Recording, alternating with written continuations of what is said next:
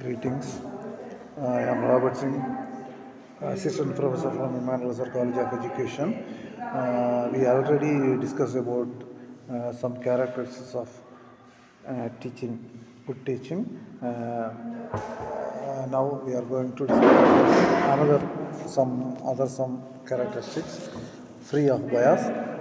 As an educator, you will be responsible for teaching an extraordinarily wide range of students to combat inequality and discrimination of ensure fairness. You need to access your students' needs in a way that is free from bias.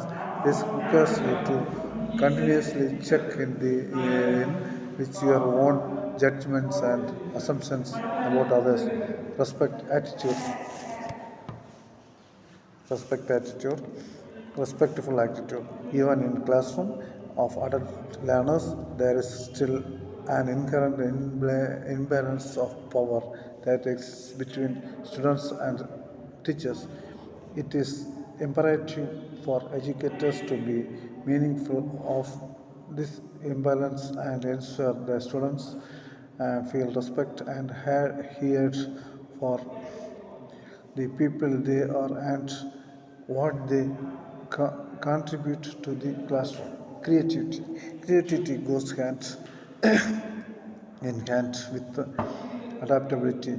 Whether you teach first graders or doctoral students, you will need the ability to innovate, think outside the box, and find novel solutions to challenges, which will empower you to meet a wider range of students' needs. Being creative as an educator will also help you to foster creativity in your students. Creativity is an essential skill they'll need for countless career paths. The next one is collaborative. From parent-teacher conferences and department meetings to teaching dozens or hundreds of students every day, education is an instantly collaborative field by nature, involving a constant interplay between students, teachers, administrators, and family members. If your goal is to become an educator or transition into educational leadership position, you will need strong collaborative skills to ensure you can work well with others consistently.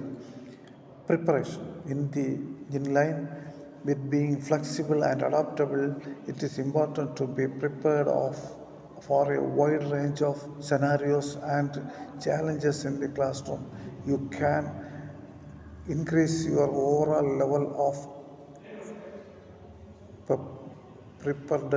preparedness as an educator by learning about your students' strengths and challenges and ensuring that you consider how each of your students could be affected by your lesson plans.